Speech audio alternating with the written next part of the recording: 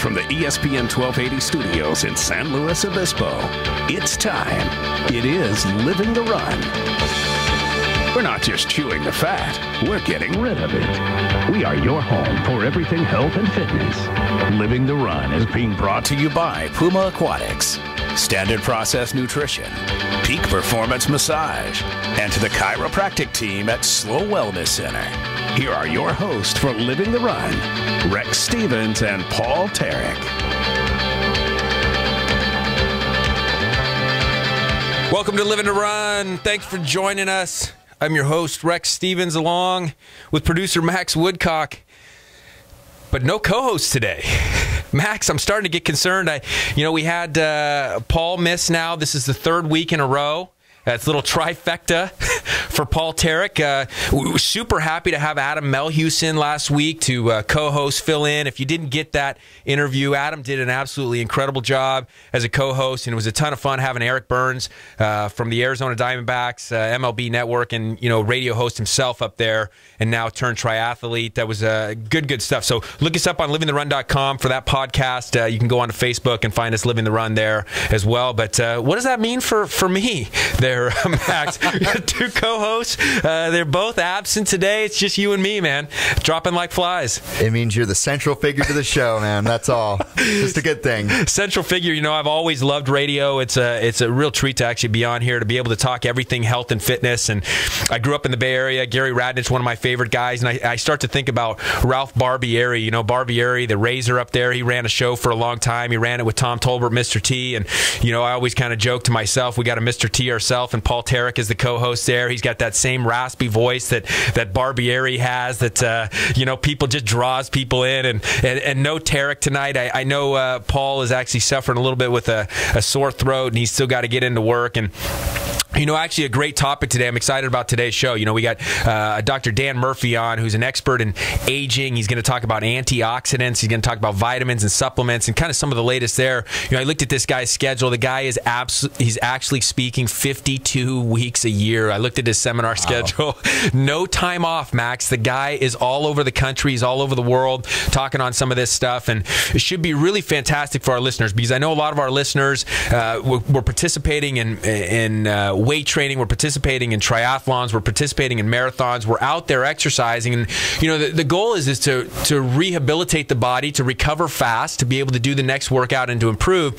And there seems to be misinformation, or sure is a lot of information on different sides of the story. We talked about it a little bit last week with Adam Melhuse, was talking about how do we grow this food? This food's got this in it, this food's got this in it, and you go onto the internet and it seems like you get one answer here, contradictory somewhere else. And so we're hoping Dr. Murphy should be a great interview. I've heard this guy live. It's been a few years now, but he's got a ton of energy. His goal himself was a minimum to live to 100, but it's not 100 of dysfunction. It's 100. He expects to be running around still at 100 years old.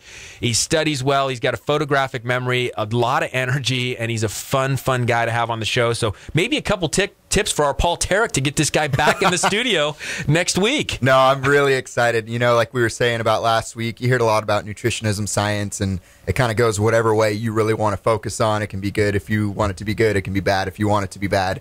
But right there with it is the science of supplementation. And you walk into those GNC stores and you see wall-to-wall nutrition supplements. And your body can't need them all. So what is it that is good for you? What is it that's not really necessary? Excited to find out. Yeah, it's frightening. It's intimidating at times to read some of this stuff, and you get more infomercials, and you pick up a magazine anymore. I don't know if you have lately, but my God, it's just one advertisement after another, whether it's for a pharmaceutical pill or a nutraceutical, as they call them now. It's just oftentimes extremely confusing on what to do. So I'm looking forward to talking to Dr. Murphy there. I also wanted to highlight, for you guys that are into marathons, into running, triathlons, you're watching the Tour de France, seeing some pretty amazing stuff in those cyclists there. Next week, we have probably the most prominent figure in the world of running. Ultramarathoner Dean Karnazes is coming on the show. I happened to watch his documentary this last week, the 50 marathons in 50 days in 50 states. Inspiring, incredible stuff. the guy is absolutely incredible in what he's doing. And you know, he takes some criticism, which is really kind of tough, because if you read his books and you listen to him, his whole goal is as much like Living the Run's goal is to get people out and moving. He's not asking them to go run the Badwater Marathon like that just took place this last, actually 2 days ago or the last 2 days in Death Valley. They run 133 miles. It's pretty crazy. But Dean did it again. Top 10 finish, I believe. He went under 30 hours, which is really amazing. But he's not asking people to do that. And he's going back to that concept of that we talked to Eric Burns last week on is it compete or complete? And there's certain people that are going to be competing. They're going to compete to win the race. They're going to compete to do better than they did the time before. But for some people, it's going to be get something on the calendar and complete a race, complete a goal, get around making a lap around your block, doing something that is a step forward, a step in the right direction and moving forward. So Dean Karnazes is going to be absolutely a tremendous interview next week. I'm super excited about that. So Living the Run listeners, make sure next week, 6 o'clock, you tune in to get Dean on the phone there. Hey, I wanted to tell a quick story about kind of a Living the Run thing that happened this weekend. You know, I took my sons to that Paso Ravine Water Park. Okay. Kind of a fun place. And you know, one thing that I've realized about water parks that's kind of disenchanted me over time is when I was a kid, we used to be able to just kind of race one another on the slides. We'd clog up the slides. People smash into each other. But it was all pretty much playful fun. And it was a good time. You could go head first. You could go backwards. You could go on your knees. You could do whatever. It's become much different than that now. You know, one, you got to stand, you know, it seems like a mile back from the person that's going. They don't want possibly two people to go at the same time. Then by the time the person gets down to the end of the slide, you know, they've got to be 8 miles away from the slide before they let the next person go. And it just seems so exaggerative. But I was in the little kids park because, you know, my son Kellen's at 4.5 and my son Leighton is 3. And so they're playing more in that kind of little kid section. There's a lot of the small slides and so forth. But my older son Kellen was trying to do some of just exactly that. He was going backwards. He was kind of Supermaning it down some of these small slides. And there was a guy there, Hispanic young man. Well, a couple things. I mean, picture this guy. He's got the 80s Oakleys on, which are sweet. Yes. I love the Oakleys. Those are coming back. That is truly Living the Run, coming back to the 80s. He's got one of those hats on, mesh hats with the flat bill. You know how nobody curves the bill anymore? Yeah. We used to all curve the bill, man. It's like you got the hat, you kind of folded it up, you threw it in the dirt, you stepped on it, you got it all. Now it's just this rigid kind of deal. But anyway, you know, my son goes flying head first down the thing, and this guy starts to crack up. It was awesome, you know. And you know, Kellen walks back up to him, and he tells him, he says, you know, you're supposed to go sitting down, and you know, you put your arms like this or whatever, and Kellen kind of looks at him and says, can I do it like this? And he spins and does a 360 going down on the bottom, and the guy is just laughing, you know. And I thought this is a really cool thing because he recognizes the situation. He recognizes that the boy is safe. He recognizes that it's a fun time, and he doesn't take the kind of the life out of him. Mm-hmm. And he kind of lets him live the run on the slides there. And you know, just hats off to him. I wish I knew his name. I wanted to thank him and say thanks for letting my son do that stuff. And I was cracking up on the bottom, you know, the whole time. My son keeps popping up out of the water and going, Dad, why are you laughing all the time? I said, it's cool, man, because you're doing stuff you're not supposed to, but the guy up there's laughing at you too. Yep. And it's a great scenario and very fun. And so I wanted to say this, you know, I listen to these podcasts every week and love and listen to these guests, and the guests are what make this show. They're giving us inspiration, they're giving us motivation, they're bringing what we call tips and takeaways at the end of the show to really advance what all of us are trying to do here on the Central Coast, and that is to live better, to live healthier. So anyway, I wanted to, as I listen to these things, both my sons always say, Dad, how come you're not talking to me? So I wanted to say a shout out to them. Hi, Kellen. Hi, Leighton. And thanks for listening. And you know, I appreciate all the support from my little guys. But, you know, it looks like we got Dr. Murphy here on the line in just a minute. We're going to take a quick break to get him back because we want to get full time with him. But guys, again, we're going to be talking antioxidants, aging. This is really big stuff for your workouts. It's going to help you support the healing process, the recovery, kind of dispel some myths. So hold on with us. Dr. Murphy, back in moments. On Living the Run. your home for health and fitness radio, ESPN 1280. Follow us on Facebook as well as livingtherun.com, where you can find these podcasts. We are super excited to be joined right now by Professor and Dr. Dan Murphy, a guy who speaks all over the country, all over the world. I was talking to him during the break. Speaking 52 weeks a year, every week, sometimes doubling up. And he's a master at a lot of things, but one of the things that he's a master at is going through the literature on this stuff in nutrition. Teaches nutrition at a very, very high level, dispelling a lot of the myths. Dr. Dan Murphy, thanks so much for joining us. Hey, you're welcome, Rex. Hi. Hey, so I want to get right to it. There's no question about it that America is a pill-popping society. Pharmaceuticals have gone crazy over the last several decades. People continue to produce and produce and produce more pharmaceuticals. We've finally seen maybe a little bit, probably not fast enough, but maybe a little bit of decline there. But we still got the pill-popping mentality. We're seeing huge increases in what they call nutraceutical taking. Britain has gone up tremendously. I thought something was very interesting is Britain, they expect to go up another 33%, but at the time they sold 300 million, in 1 year, the United States was selling 600 million in just 2 months. We're in the billions of dollars in that industry. My first question to you is this stuff necessary? Are we overbuying? Are we overtaking? Are we over pill popping? When you ask that question, the immediate thought is you're talking about non-prescription, non-pharmaceutical products. If you read that book that came out in 2008, it's called Our Daily Meds by Melody Peterson. That book is stunning. The point is that if there's any problem with American healthcare delivery is that we are taking too many prescription pharmacological products, and the message that she gives is that the primary reason we're doing this is because those products are often patentable. And our healthcare delivery system is more or less linked to patentable chemicals. Consequently, if you read that book, Prescription Nation by Ray Strand, he says the average number of prescription drugs for man, woman, and child in America today is 12. For every man, woman, and child in America today, it's 12 different prescriptions. Now, this is crazy, and if you just read the paper almost any week, for example, last week the news was GlaxoSmithKline, a drug company out of UK, was fined $3 billion for inappropriate marketing some of their antidepressant pharmacology. If you read Melody Peterson, she says that companies know what they're doing is wrong. Companies know that they're going to be caught.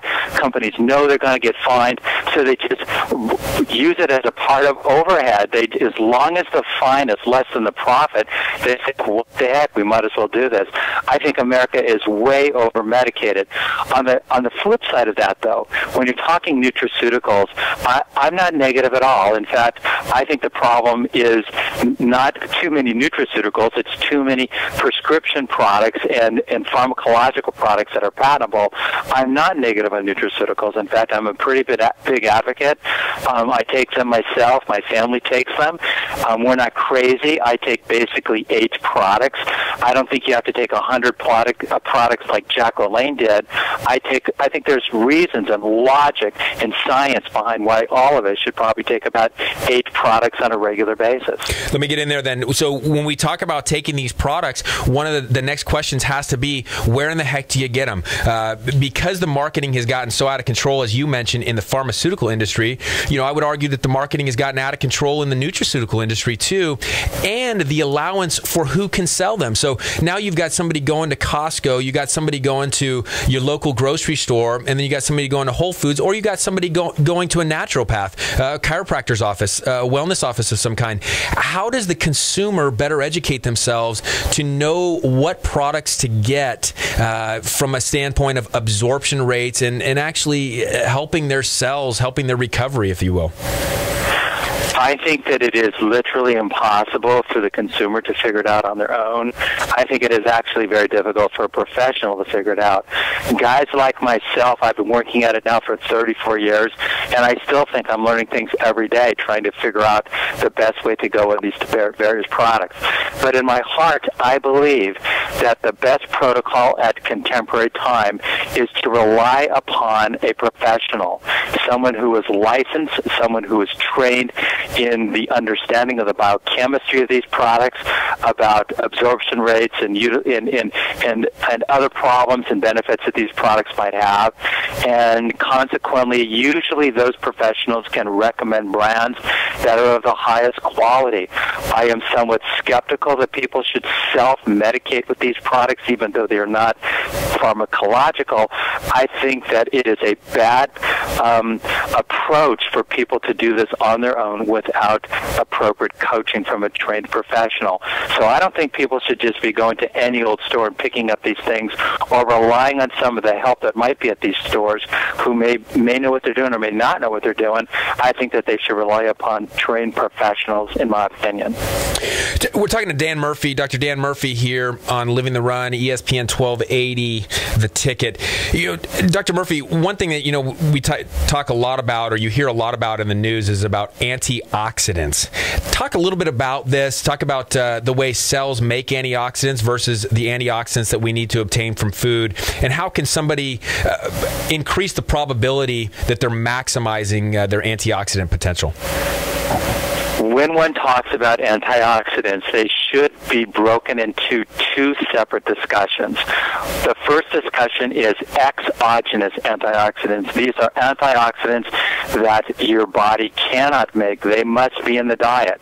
And consequently, when you eat a good diet, a diet that has lots of fruits and vegetables, etc., you are consuming exogenous antioxidants. As an example, our bodies cannot make vitamin C. Our bodies cannot make vitamin E. Consequently, these must be in the diet, and a good diet would have varying levels of these things. The other category of antioxidants is called it's called endogenous antioxidants. Endogenous antioxidants are antioxidants that are made by our own bodies. They are usually proteins. Consequently, what makes our proteins is our genes. So we eat protein and we get amino acids, and then they are reassembled by our DNA, by our genetic material, and that the endogenous antioxidant rate, it can be extremely powerful. I remember, for example, a few years back, a lady died in Southern California who was proven to be 115 years of age. They find that her entire adult life, she only consumed 3 foods: crispy bacon, fried chicken, and ice cream. In other words, a diet that is completely void of exogenous antioxidants. So the question is, how can someone live so long and be healthy without consuming exogenous antioxidants? And the answer apparently is endogenous antioxidants. She was genetically unique in her ability to make some of these products, and the result is she had a long and healthy life. The leader of the endogenous antioxidants would be, just as an example, glutathione.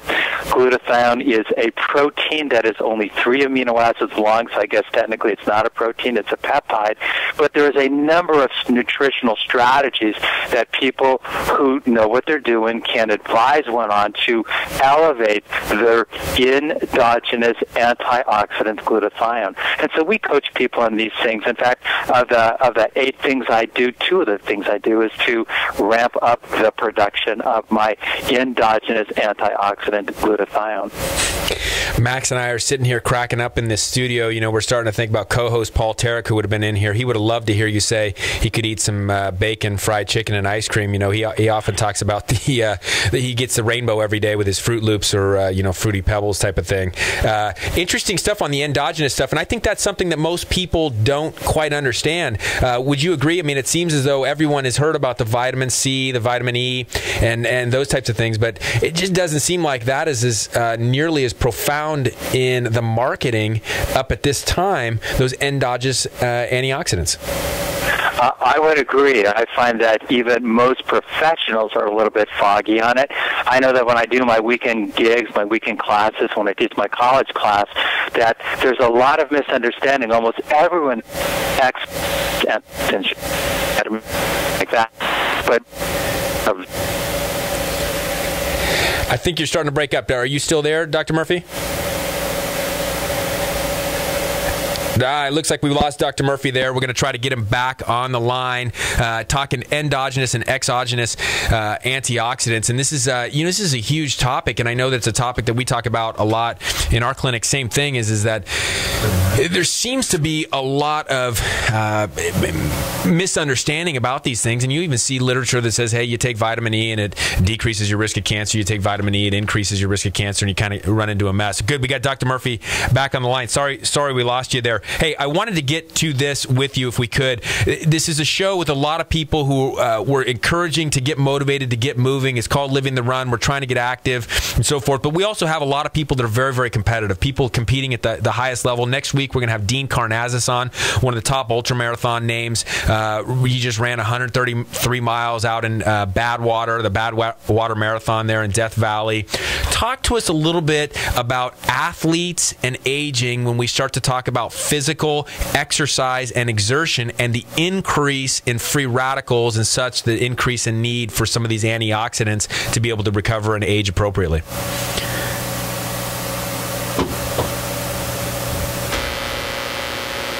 Dr. Murphy, are you there? Yeah, sorry. I don't know if that was my cell or what. Yeah, did you get that last question I just said?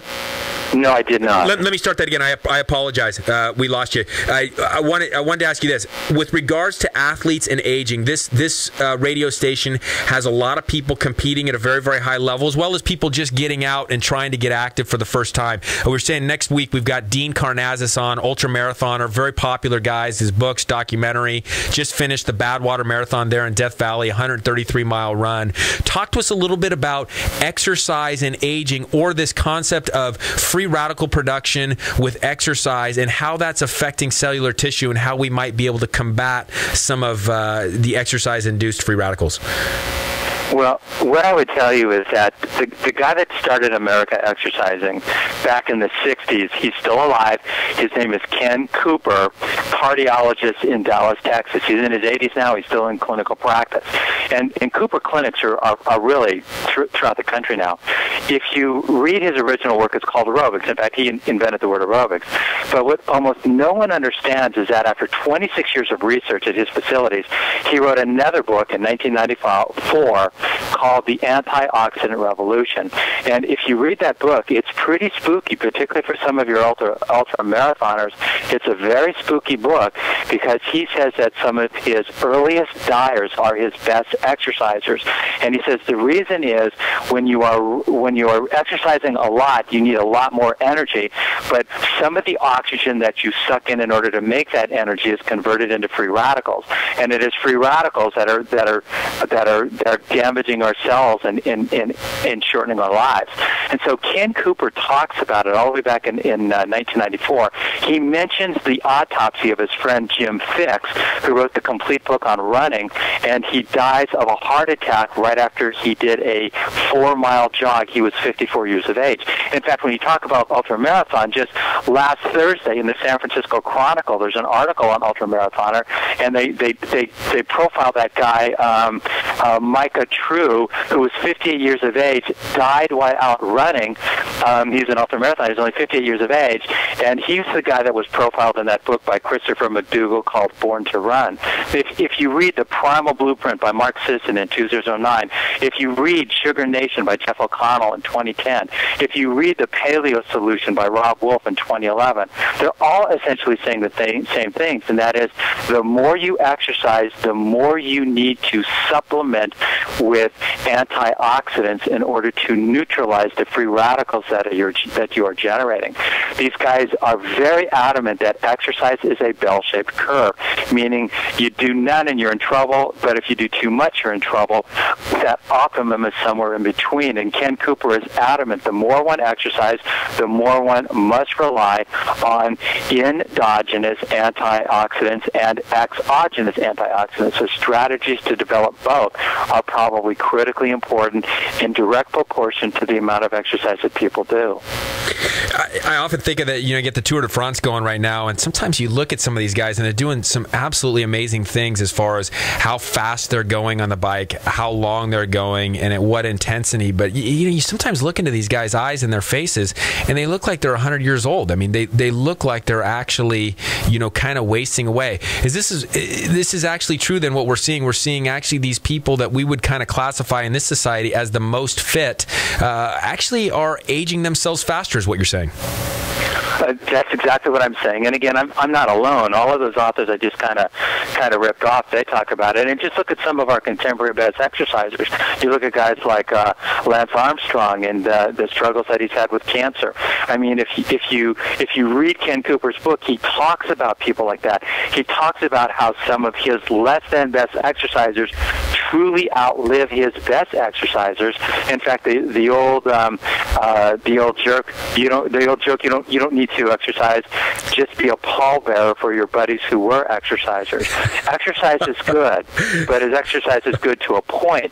If you overdo it, there are problems, and those problems are best dealt with if you're going to do it, if you insist on doing it, probably by upping your endogenous and your exogenous antioxidant array, which any qualified professional can help you do and put you on a program.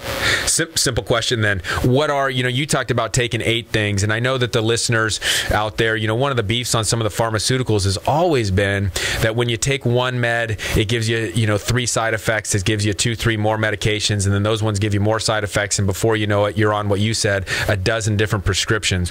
When you start talking about 8 supplements that you talked about taking, what about if you had just 2 or 3 things to do? Each listener did. You're looking at budgets, and you're looking at what's the most potent thing somebody could do in 2 or 3 supplements. What would probably those be to ensure cellular health? The thing that I would do is I would probably give you my top 3 out of the top 8, and this is them. The first thing is, if you actually look at blood draws, the number 1 proven vitamin deficiency in the world today is vitamin D. So we make sure that everybody has their vitamin D into an optimum zone. And we do this based upon a blood analysis. We use a quick, simple finger prick analysis using the best technology. It's a relatively cheap test. It costs us $60 for our patients. Just making sure that people have their vitamin D into the sweet zone.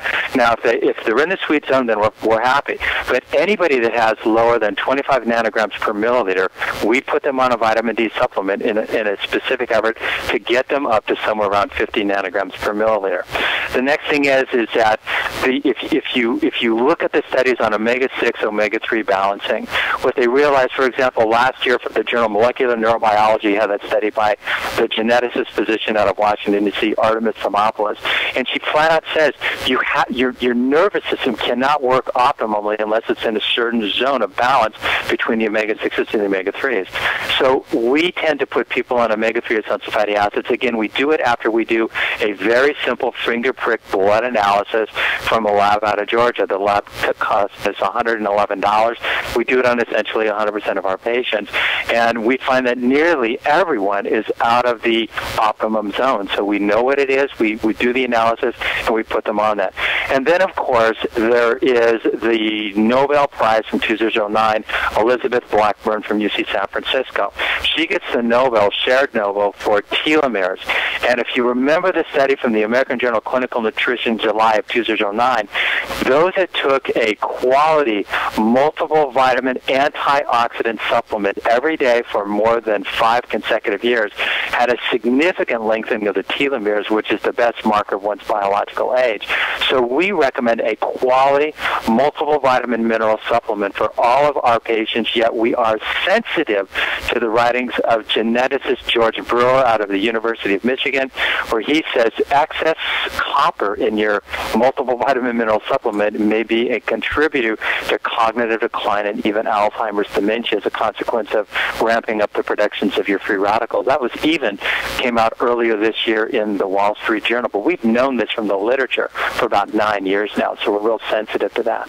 So those are my top three: is vitamin D, balancing omega-6 with omega-3, which pretty much means you're giving them an omega-3, and a multiple vitamin mineral supplement. Watch the copper. Hey, real quickly before you go, can I ask you, if you can't afford the supplements, with those three things, those three recommendations, what are the lifestyle things that somebody could do or food choices they might make to at least get close to what you're recommending? There's no food choices for vitamin D. You have to do it by getting the sun or supplement. So sun or supplement are acceptable. In terms of balancing your omega-6s to your omega-3s, it is literally impossible to do by eating fish without getting mercury toxicity. So consequently, we recommend that people drop their omega-6s. If you drop your omega-6s, you need fewer omega-3s in order to create the balance. But overall, people are still stuck with having to do some supplementation.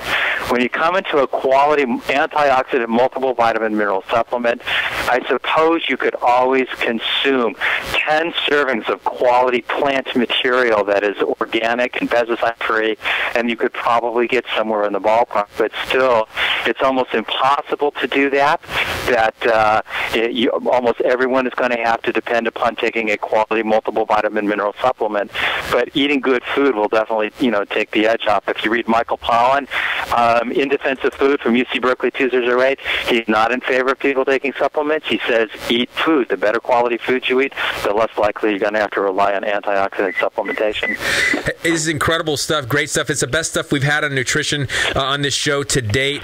You're obviously the most avid reader I've ever met. I think the listeners kind of get that too. What are you reading right now? The book I picked up today to read, I just finished reading a 600-page book on low-level laser therapy. The book that I picked up today is Why Calories Count by Marion Nestle, the nutrition expert from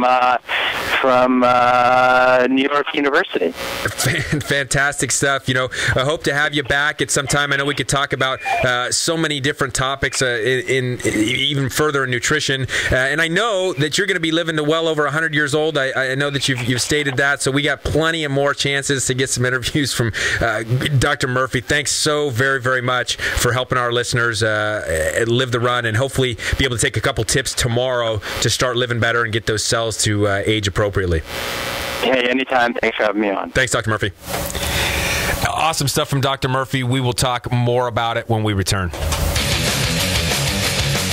Last week, up in the Bay Area, August 11th, 2012, golf fundraiser, Caring for Chris. Go to caringforchris.com. Guy I went to school with. If you're in the Bay Area, you go up to the Bay Area, you know somebody up there. Chris had complications from a corrective moya surgery several years ago. Now requires 24-hour care. They're fundraising for him. It's the fourth year doing it. For Chris Suji, they raised hoping to raise $75,000. Again, caringforchris.com. Really cool golf tournament up there. Find the details. August 11th, 2012. Max, great stuff from Dr. Dan Murphy. Folks, if you missed it on Living the Run, check it out on livingtherun.com tomorrow or on Facebook Living the Run. We'll put up the podcast. Dr. Dan Murphy, we're kind of cracking up in here as he's going because this guy is absolutely the most well-read person I've ever heard. He continues to just quote date, page numbers, authors. He's read it all. He continues to read it all, and he comes to a consensus, and it's really, really great stuff. I mean, you can kind of get a sense from him. It's non-biased information. It's just straightforward. Here's the facts. Here's what we know today, 2012. Here's the things that you can do for cellular health. Yeah, it's great how, he's not coming on and promoting his product or something like that. So, he's not trying to just steer you in one direction. He's just trying to give you a general overall of, hey, this is kind of stuff your body needs in order to, maintain longevity and to maintain good health. And I did find it fascinating to find that, the omega-3s it's impossible to get them up without either dropping your omega-6s down or, you need to get some supplements to take them. I know DHA is a pretty popular one out there. Just fish oils in general are good for you. But as you were saying at the break, a lot of our good fish supplies are either farm-raised and have too much mercury in them or they're poisoned by environmental hazards. Absolutely, and that's the thing is so, it's real important to get to a healthcare practitioner that carries products maybe that are on an upper level, when you go versus buying from Costco or Long's Drugs or even Walmart. There is definitely a difference difference in some of these oils, as Dr. Murphy alluded to. We didn't get too far into it, but I know he can tell you that many of these companies are not doing what they could do to instill the integrity of the oil. And, you could take an oil and it could be rancid. I mean, I know there's a lot of people, I see a ton of people that come in and say, hey, I took the oils and I was burping, or I had more gas. Well, the reality is you're not digesting the oil the way it could be. There's even evidence that those things can go rancid on you. And so when you're getting these oils, go to somebody who knows what they're talking about on this. Get to a healthcare practitioner that carries these cool products and things that might be able to help you. I thought what was incredible about what you talked about too is the forthcoming of, saying when you're going out and working out, there's a bell curve. And if you do nothing, and I think about Samantha Pruitt, guys, you can check that out too. We're getting Samantha Pruitt's latest blog entry up on livingtherun.com too. And she's got that ex-couch potato thing going. And so, if we're on the one side of the bell curve where we're not moving and we are a couch potato, bad news, right? No good. There's an in-between, but there can be too much, too. And I think that's where sometimes we lose that line a little bit.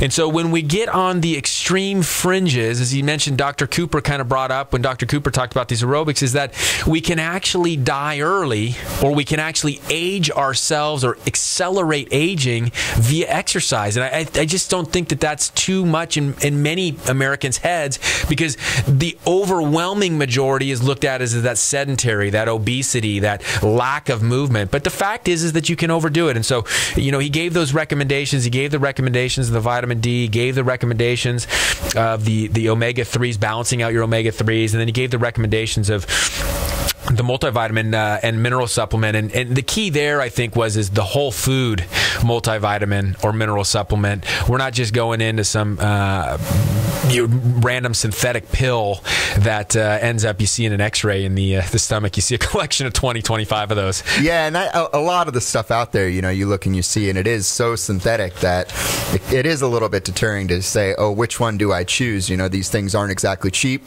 so where do I want to invest my money to invest in my health? And so, having the benefit of a practitioner or somebody who's, trained and studied in this kind of medicine is important. That's important stuff. I started to think when he talked about this omega-3 and omega-6 ratio, and a lot of people are kind of unaware how that whole thing went down. And there's clearly, you can kind of get into some conspiracy theory with government subsidies and so forth, at the corn industry, the wheat industry, and so forth. But, the reality of how it happens, and there's a great story coming out of Texas that I just heard a couple weeks ago, but the reality is that when we're overfeeding some of this processed corn and wheat to our cows and chickens, we're starting to see major changes in the ratios of fats in these foods, such that the omega-6 to omega-3 ratios are getting way out of whack. And again, those omega-6 ratios, when they get out of whack, they're causing that inflammation that Dr. Murphy talked about, and we become what they call pro-inflammatory. And now we're set up for things like pain. We're set up for heart disease. We're set up for cancer. We're set up for type 2 diabetes and so forth. And we're basically set up for breakdown. And so, in Texas, they were talking about these cows that started to fall over dead. They just started to fall over dead. And so the thing is gosh, what we got going? We got a disease in these things or what? And they can't find any disease. Well, what they found out is that they said that the cows were literally nutrient deficient. It meant that their cells didn't have what they needed. Well, these cows happen to be being fed all genetically modified product. Not cool, right? And when you start doing GMO product on these cows, you get nutrient deficient meat, if you will, and then you feed it to us, we start to be in trouble ourselves. And so it's very, very important, again, to start to kind of pay attention to this stuff, get that back in balance. And, like he mentioned, a pretty good thing. There's two ways to get it back in balance. You either eat more omega-3s, which tend to be harder to do in the way that they make food and meat today, or diminish or decrease your omega-6 based products, which are more your processed food products, your high corn based, high wheat based animal products, the animals that are eating those foods. And so getting away from that, can really help people out a ton in this whole thing. Yeah, and a little combination of both probably wouldn't hurt either. We, as Americans, I speak generally, but consume quite a bit of omega-6 based substances. And like you're saying, you know, a lot of what we eat is fed stuff that we wouldn't put in our own bodies. And so it's important to take the time and understand exactly what it is that you are putting into your body. Yeah, you know, last week co-host Adam Melhuse and I, we were talking about how lucky we are to have all the farmers markets around here, to have the availability for good product. There's a great story. I saw a lady yesterday in the clinic who's a nurse, and she was telling me a story about a woman who has, you know, kind of a nasty type of breast cancer. One of the drugs they're using for it now that they've had a little bit of success with, the side effect to the drug is that it demineralizes the bone. So one of the things that they have to do for these patients is they load them up with calcium supplements and they load them up with vitamin D a month to 2 months prior to giving them the medication so that they don't end up with a problem in the bone. Well, this one patient had extremely high levels on the blood tests of the vitamin D, was showing very great stuff, great levels on the calcium. And so, of course, the natural question is, what brand of supplement are you taking for your calcium, right? I mean, what are the pills you're taking, and what about your vitamin D? She says, I'm taking nothing. And they said, what do you mean? She says, I'm juicing kale 3 times a day. There you go. Got it? And I'm going out in the sunshine 20 to 30 minutes a day, 90% body exposure. And check it out. She used the natural ways to bring those levels sky high, which is very cool. Dr. Dan Murphy just told us about it. He said you need to get up to at least 10 servings of a lot of these plants, and you got to get out in the sun if you're going to get that vitamin D level. Certainly we're not out burning our skin and creating problems, but we're getting just enough to get that vitamin D to be made. We can't get it in supplementation as well as we can get it from our own sunshine that gives us vitality. How cool. She was getting huge amounts in the juicing with the kale, and you know, her calcium levels went up. So encouraging stuff. Great stuff from Dr. Dan Murphy. We'll come back with tips and takeaways. Max and I will wrap up the show here on Living the Run, ESPN 1280, The Ticket.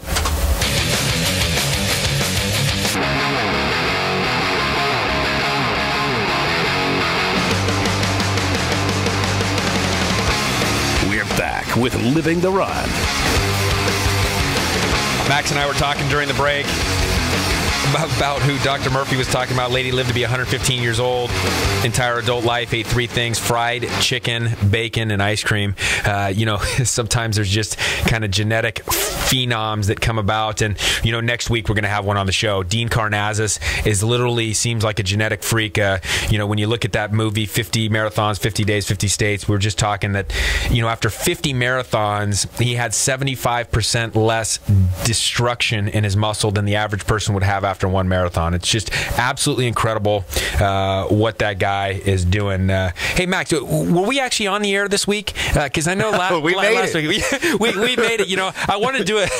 Sorry about last week. You know, we had a little hiccup at the beginning of the show, and we were a little bit silent on the air. But I wanted to give a quick shout out to a guy that helps me with some landscaping stuff at my house. He's the greatest guy, Jimmy Alacantar. He texted in. He's a fan of Living the Run, and he said, "Hey, are you guys on this week?" And so thanks, Jimmy. We probably would have gone the whole hour had it not been for you. So if you need a guy to help you with landscaping, there's no better guy, and just a neat friend of mine, and does some amazing work. So Jimmy Alacantar, thanks for helping me, but also thanks for being a fan of Living the Run and keeping Max on his toes there, producer Max Woodcock. Anyway, important stuff. We look forward to bringing Paul Tarek back next week with Dean. It will be a ton of fun. I also wanted to give a shout out to a sponsor of Living the Run, Peak Performance Massage, Brian Quigley. He's celebrating his 10th year of massage. This guy is an absolutely fantastic massage therapist. We got a lot of top level athletes that have been using Brian for a long time that come into our clinic and just realize that Brian's touch, his skill, his technique, his knowledge is really second to none to anybody on the Central Coast. So when we talk about getting out and active, we need to also get health to those muscles. And so we talked a little bit about how to do that nutritionally today with Dr. Dan Murphy. But folks, you got to get into Brian Quigley, Peak Performance. He's actually doing a special. It's kind of cool. I thought it was kind of sweet. You know, the first massage he did 10 years ago, he charged $55. So he said for the rest of the month, to celebrate the 10-year anniversary, he's going to do 60-minute massage for $55. But more than worth every penny. Brian's an awesome guy. So please use him. Well, tips and takeaways here, Max, as we close the show. What'd you get from the show today and Dr. Dan Murphy? A couple quick things. One that, some things you just can't get through eating. You actually might need to supplement yourself, things like the omega-3s and vitamin D if you don't have the time to get out in the sun, which I recommend you do. You probably should. And two is, it's important to not over-exercise. There's definitely that bell curve, and there comes a point where you don't need to exercise 100% 7 days a week. Take a couple days and do something a little bit more relaxing. Absolutely. And I thought Dr. Murphy's tip of get to a healthcare professional to get a little bit of advice. And, they do those simple blood tests, those blood pricks, to really give you objective information so that you know that you're actually making a difference in those levels, omega-3s to 6s. You're making a difference in those vitamin D levels on those recommendations. Good stuff. Hey, look, remember, Left Coast T-Shirt Company. These guys are one of the greatest contributors to the community. They make great shirts. They've made Living the Run T-shirts now and tank tops. And wonderful stuff. So sign up to get one. You can get us on Facebook. Also, Max, you get the Jaffa Cafe today. A little gyro, a little baklava, a little hummus for you. The Greeks. It's good stuff. Remember, next week, Dean Karnazes. Live healthy, live bold. Come live the run.